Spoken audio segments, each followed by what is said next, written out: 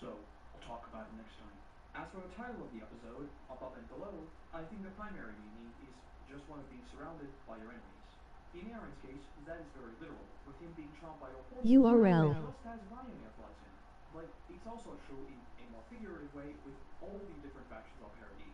Basically, everyone here is at each other's throats, and we are like 2.3 seconds away from everything imploding. Or, I guess actually like 5 episodes. And, speaking of everything imploding, the episode opens with a sight that is, well, it's certainly something. Soldiers, lined up by their fellow soldiers, a gun to their backs, and marked down with an armband is pretty much as on the nose as you could possibly get. Obviously, this is a direct parallel to the Warrior and Eldian armbands of Marley, but in the context of parody, it actually goes way beyond that and it's kinda even worse.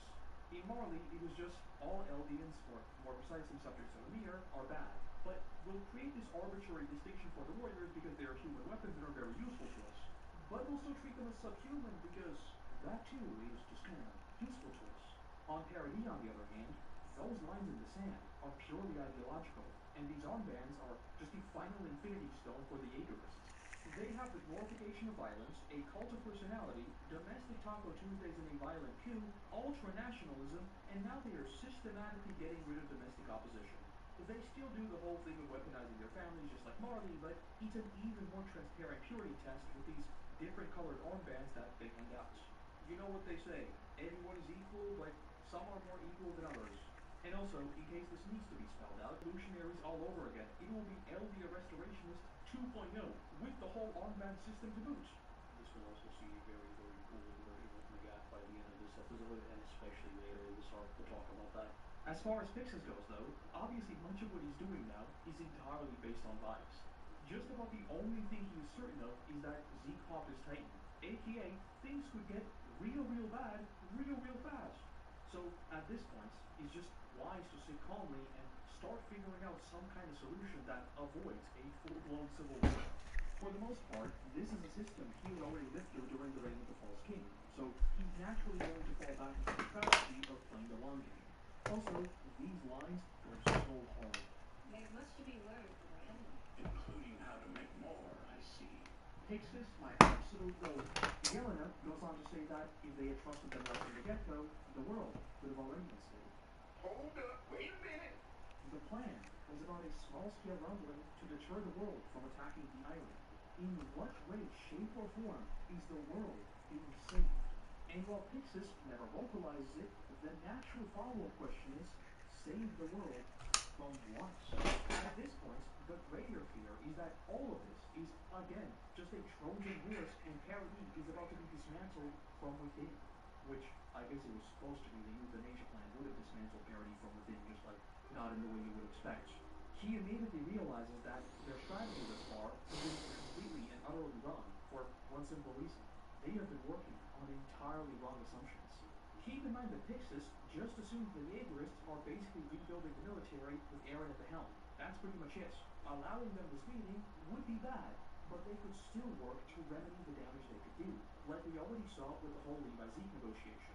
Now, on the other hand, Pixis is at a complete loss because he doesn't even know who he has to fight. In a somewhat bizarre twist, we are right back to the earliest days in Shiganshina, and he lost to an enemy he didn't even know he was fighting. Meanwhile, in the basement cells, we see Archer continuing to be one of the greatest people on this island, and he serves everyone tea. It's not important to the plot, like, seriously at all, but Archer is the GOAT. I'm always going to talk about Archer. Armin notes that transforming wouldn't work and that he just destroyed the city. We don't really see many Armin transformations, but he presumably wasn't nearly as experienced as Bechamel Sauce in controlling the transformation, and he really would have just nuked Shiganshina. Again.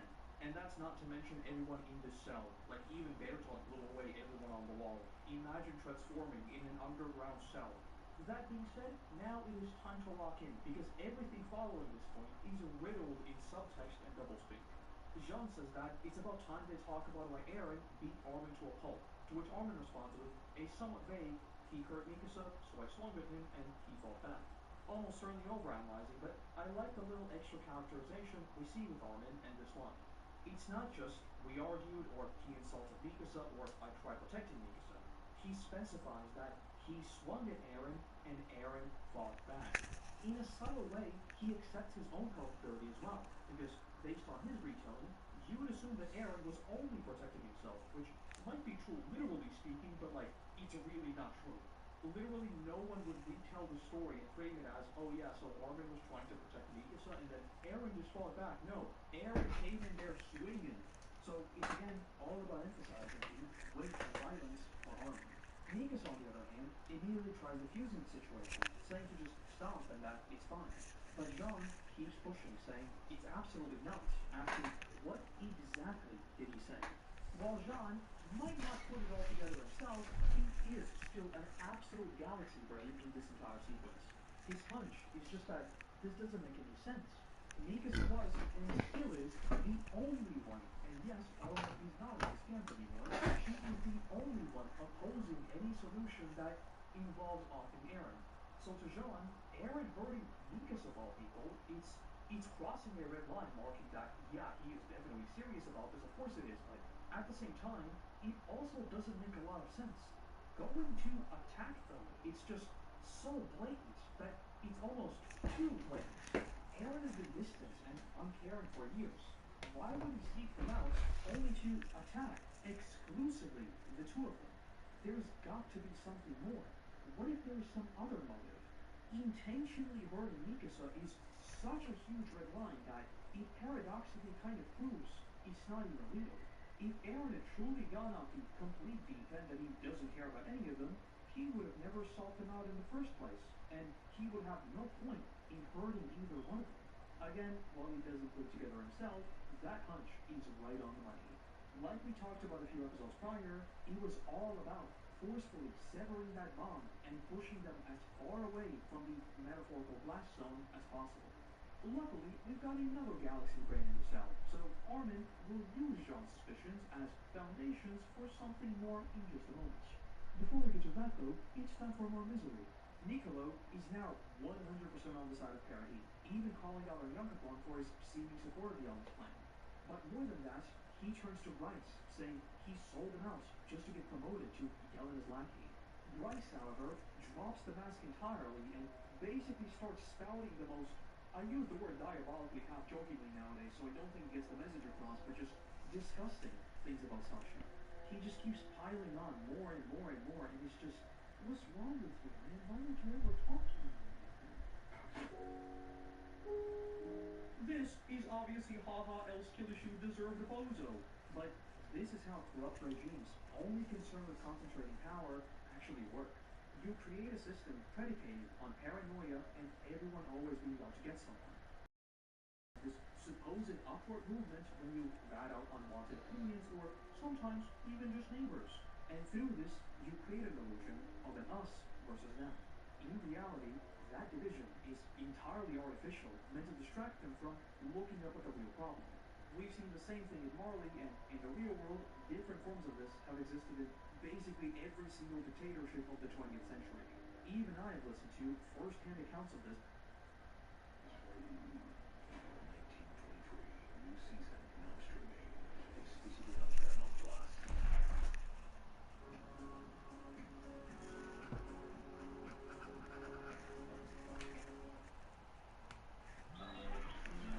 No running. Having a merman as a lifeguard, that's a power move. Hiring America's largest injury law firm for your injury, that's also a power move. Morgan & Morgan. It's the packet from my family back home. It contains nothing of consequence. Oh, all the way back home? Yeah, right. Alternate plan. My turn is scary. I was making so much money with DoorDash. I wanted to earn money in my free time, but I didn't want to go out and get a boring 9 to 5. That's when I found out how much money my friend was making with DoorDash. There are opportunities in over 4,000 states. Signing up was super easy. And before long, I was already making millions. Now, I get to make my own schedule and keep 100% of my tips. Download. Dan's to Yelena's uniform as long as he was useful, and was unceremoniously discarded as soon as he was no longer necessary. It's what the colored armbands were there to do in the first place. It's all meant to incentivize this illusion of loyalty and belonging. No matter what you do, your armband will never be that your neighbor's twice. You will always be the other. We cut to Gabby going through her own identity crisis, discovering that they are devils, so why is she? But that also is cut off as Aaron walks in and says that she'll be bait for the enemies in their midst. But that too is cut off as one of said enemies casually pops in. We of course already knew that Pete is on the island and was right as they were heading to the restaurant. So this is just her finally catching up with them. Though I do wonder where she got a scout uniform that actually fits her perfectly, and where she got a Jaeger's armband. We got a very sad scene with Marco learning that there are intruders in the midst, but I think we're forgetting someone. I'm pretty sure she might have killed someone else. And this is another sequence that is wrapped up in about 10 layers of contradictions and subtext. We go through the whole back and forth of holding Aaron up, but he knows that he has leverage, which is very cool and everything, but what's more interesting is what Pete says next, because it is something that we have never heard from Marty.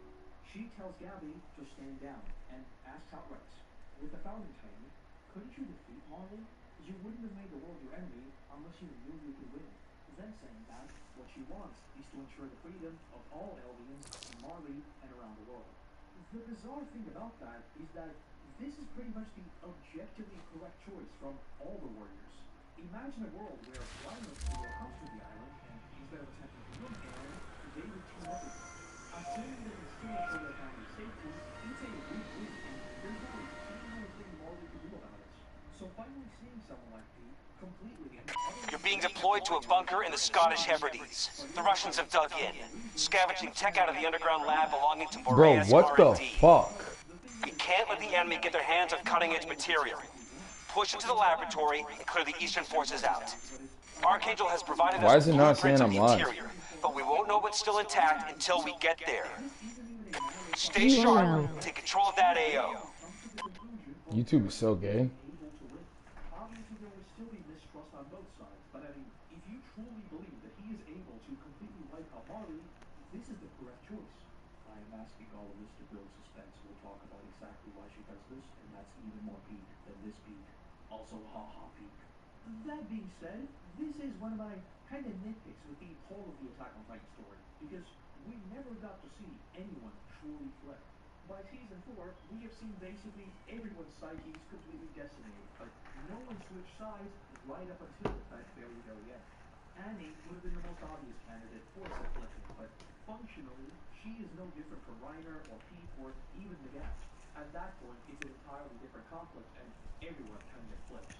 Granted, we do explore this with the anti-Marlian volunteers, because, like, you know, the clues in the name, they're anti-Marlian, but I still think it would have been really, really cool just to see at least one of the warriors straight up flip on Marley in, like, season 3 or something. But saying that, I think that also betrays the theme of the story a little. An antagonist flipping and siding with the quote-unquote good guys seem like a little bit too fantastical for a story like Attack on Titan, and it's a little bit too beautiful and not enough cool. But then again, having this pseudo-Frankenstein's monster where the warriors do rebel from within would have also been really, really cool, but then again, that's exactly what Zeke is. I don't know where I'm going with this, I just think the scene is really cool. I think it might have been interesting to see Pete actually flip and have like a strategist on the side of parody, and then there's mistrust on both sides, but again, doesn't really make sense with the whole inheritance and cycle of cruelty angle. And what's also really cool is the music perfectly aligning with those close-ups on the both of their completely dead and hollow eyes.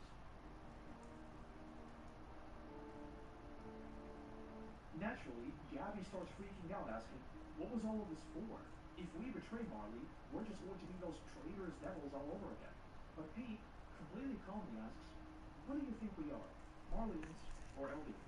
Gabby mutters that they're honorary Marlians, only for Pete to say that she's wrong. We are subjects of the Mir. That is the one truth that we cannot escape. Once again, she is entirely correct in her reasoning. The subtext here is about that make-believe system and arbitrary rewarding of an honorary Marlian who is still treated the exact same. They are the best people, and the only thing their honorary Marlian armband achieves is further internal division. Instead of looking up at the real problem, that is the extremely pro-Marlian government, they can only bicker among themselves, or worse yet, brainwash their own children into becoming literal human weapons. When she asks Eldian or Marlian, her answer is neither. It's subjects of the Mir. This is not a matter of allegiances or nations. It's a matter of who they are. Eldian, Marley, a Hebrew citizen, they will always be the quote-unquote devil race that can turn into Titans. That needs to change before the threat of the Titans vanishes, and that cruelty and prejudice can just extend into the modern world and year-long conflicts. To Marley, they are all the same, but they are fundamentals of their existence. Their entire societal hierarchy is built on prejudice.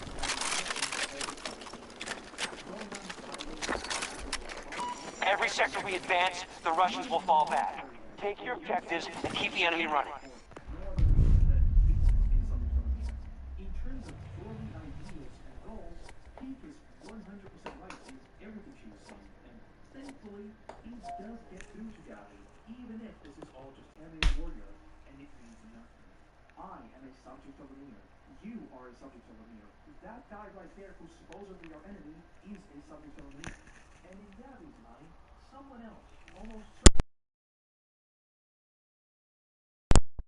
and Mikasa, and obviously concluding with her own cool Uncle Rainer.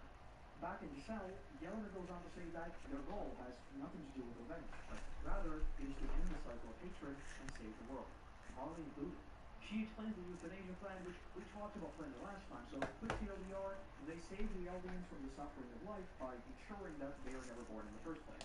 They ensure deterrence capabilities by passing down the founder, and by extension, the Rumbling, for the 50-something years they Player removed from game. Player disconnect time out. So I was inactive, and as I got active, you penalized me. We got a job to do. This makes no sense. Tell me why. It's okay. It's just a sign. It's just a sign. He only talks about defending themselves, but this obviously extends into every single facet of life. Who will till the fields? Who will get firewood? Who will look after the sick? The defense is actually super simple. The Rumblings will always be in deterrence. But the rest of this, it won't be a peaceful fading away. It'll be a grueling collapse of a civilization, almost certainly ridden with famine and sickness. Some of that, I suppose, can be fixed with the founding Titan, but clearly not all. And obviously, Titans or no Titans, conflict and war will persist. There will be bad people smuggling literal children. There will be people murdering each other. There will be eternal governments trying to uphold their own people for no reason other than money. None of these things have anything to do with Titans, and we have seen all of these things in the completely isolated population of Paradis. The only time conflict will truly end is when there's just one person left, and obviously, that's not exactly a solution. Yelena devolves into full-blown religious ramblings about how these two brothers will achieve the greatest feat in the history of humanity and whatnot, but all of this has made one thing abundantly clear. It's BS, and there is one person for whom everything just slides into place. Armin starts crying, saying it's such a noble cause and that he touched his heart. This is obviously a complete lie, just to do Yelena into thinking that he is on their side and hopefully get close to Eren. Well, let's rewind a bit. Armin himself talked about how cruel and largely pointless their conversation with Eren was, and Jean asking about what exactly did he say only strengthened that suspicion. Eren is acting out of character. Not just their childhood friend Eren, but whatever this new version of Eren is. This cold Eren barely even looked at them and barely acknowledged their presence, so again, why would he even seek them out in the first place? And when Yelena explained the euthanasia plan, it just blows the whole thing wide open, because that's just not who Eren is, and never has been. When you put the Let's do this shit, ladies and gentlemen. only thing that makes sense is him deliberately trying to push them away, just because he's going to do something dangerous. We see This is an all-boots-on-the-ground scenario. We have a chance to seize Iwo Jima back from TPC forces occupying the area. Survivors from the Japanese military have cut us an entryway past the coalition's initial defenses. Take advantage and reclaim that territory. Shit. It's on you, Shit. Notepads. Best dad gamer. What's going on, dude? Yo. Yo. What's going on, bro? How's it going? How's it going?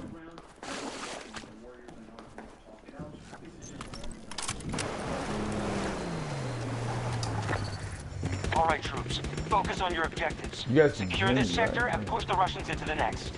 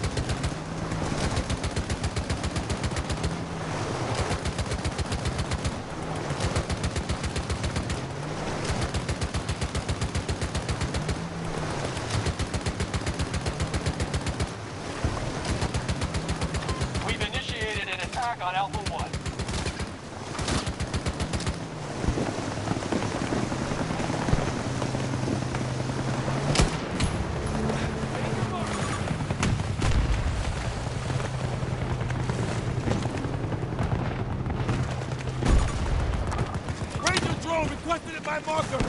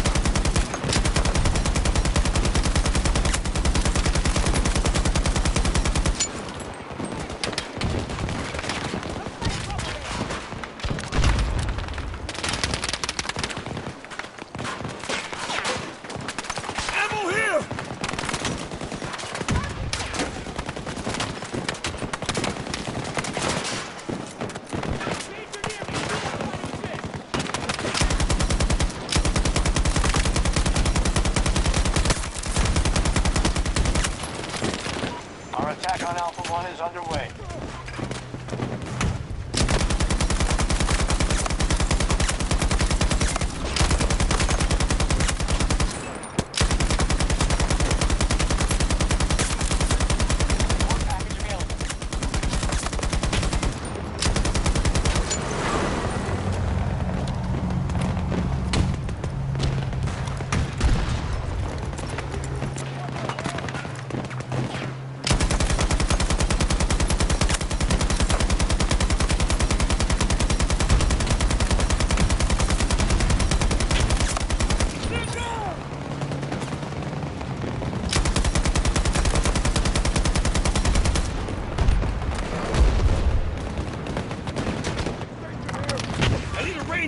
Sent to this position.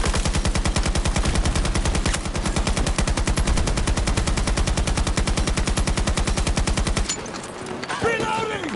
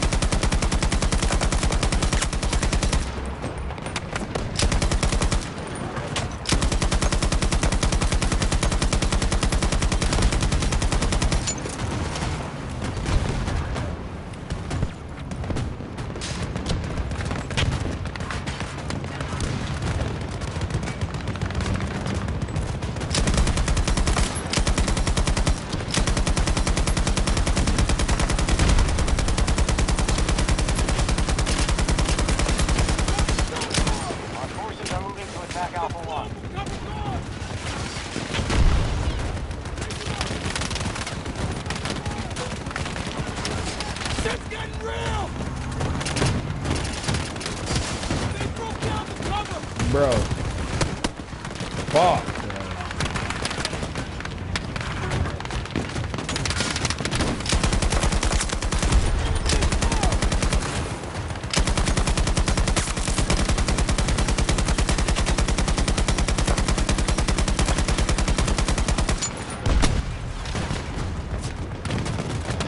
We are hitting Alpha 1.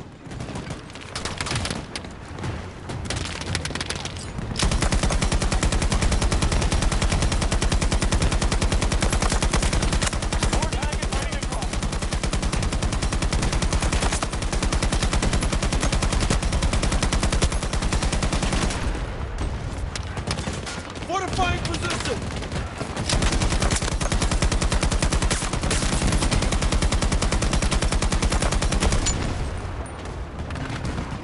Use his ammo!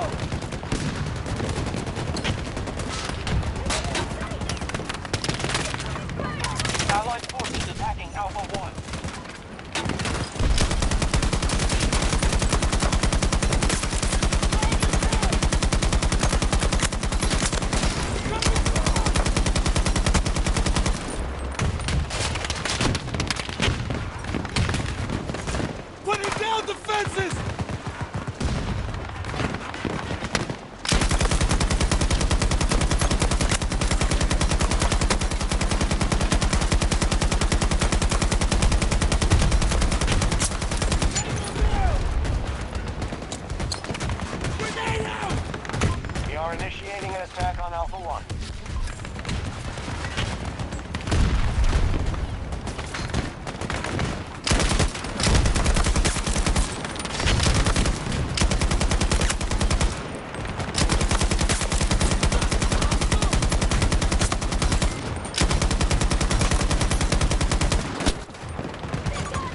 Sighted enemy fire team!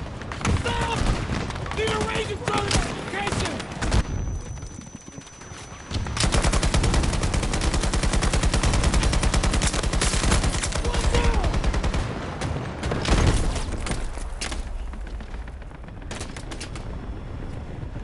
Need you to patch me up! Allies moving on Alpha 1.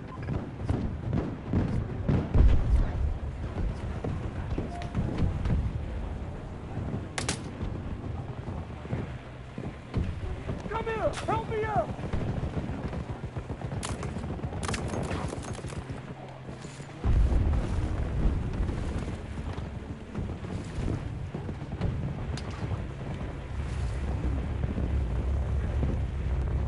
Alpha 1 assault initiated by our troops.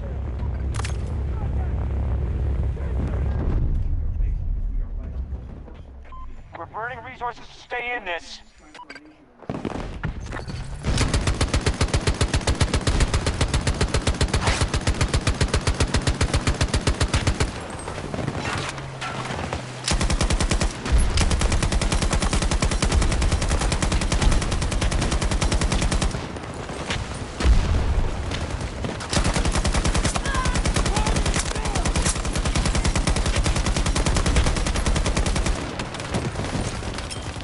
Grenade out! Back away!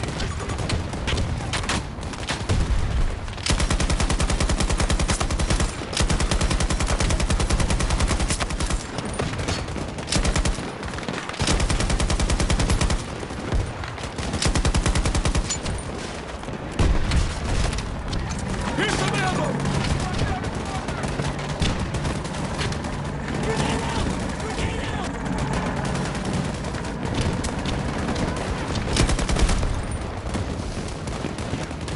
Port drop ready and waiting.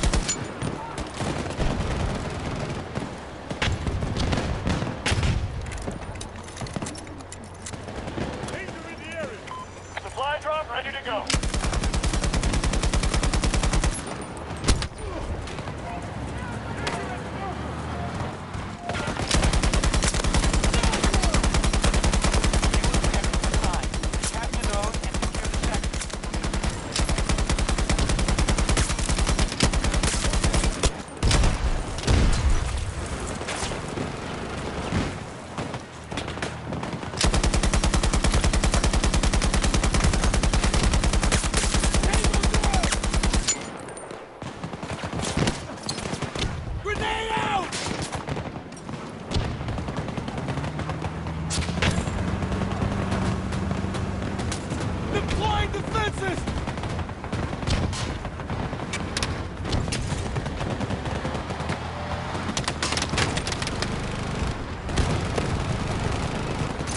Take some ammo!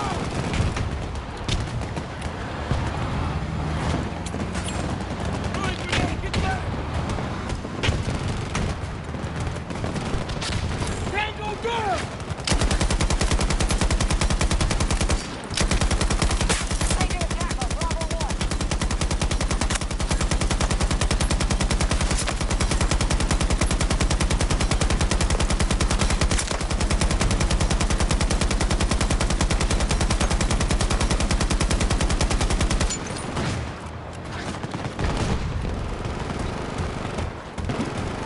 Come on, give me a ride. Need you to send a ranger to this drop point.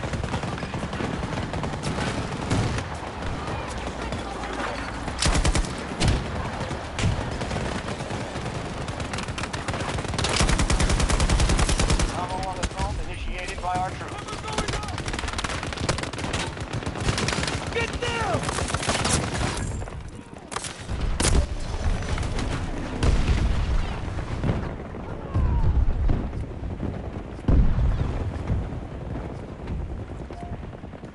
I need help!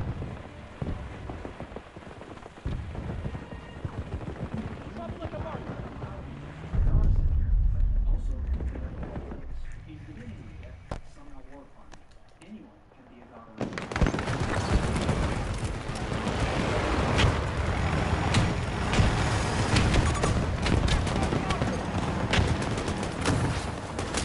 Putting down the fences!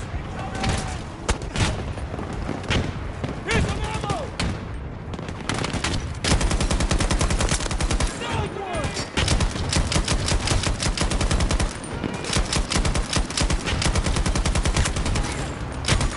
Watch your step here!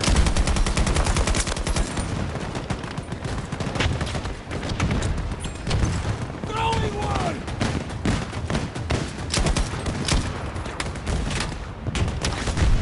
We are moving to attack Bravo 1. Enemy is down!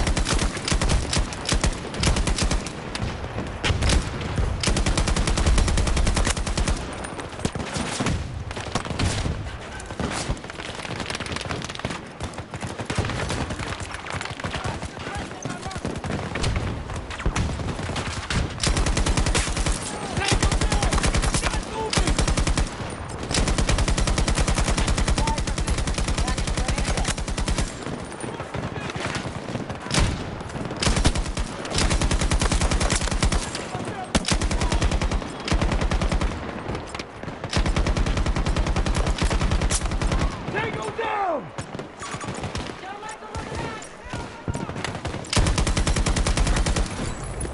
All objectives captured. The sector is under our control.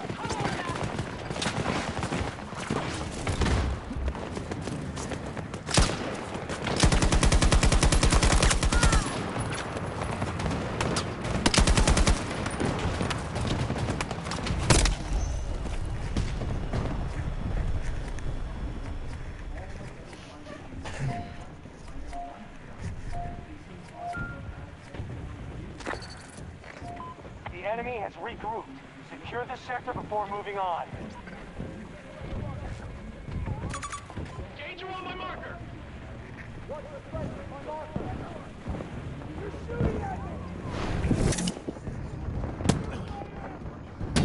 The fence is up! Take the barrel on my mark!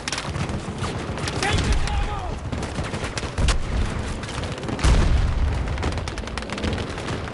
Reloading now!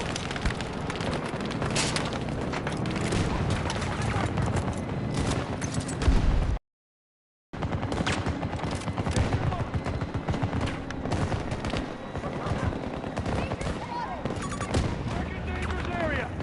Attack on Charlie 1 initiated by our troops. Possible threat on my mark!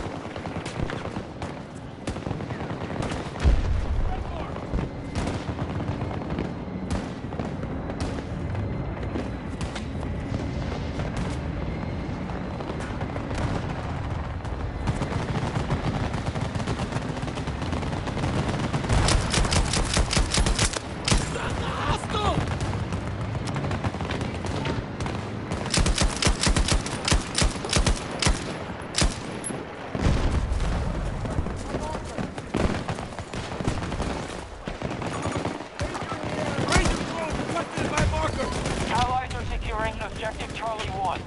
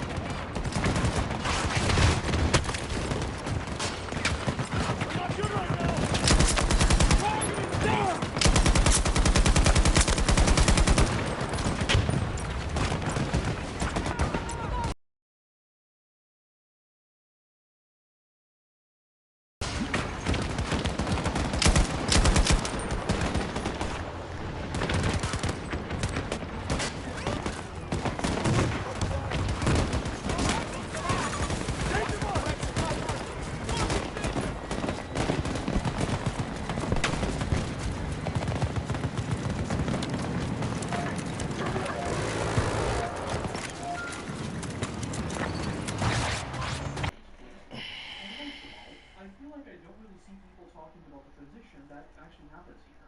The final scenes are of the rumbling, but it's not a titan that crushed the butterfly. That is a human boot.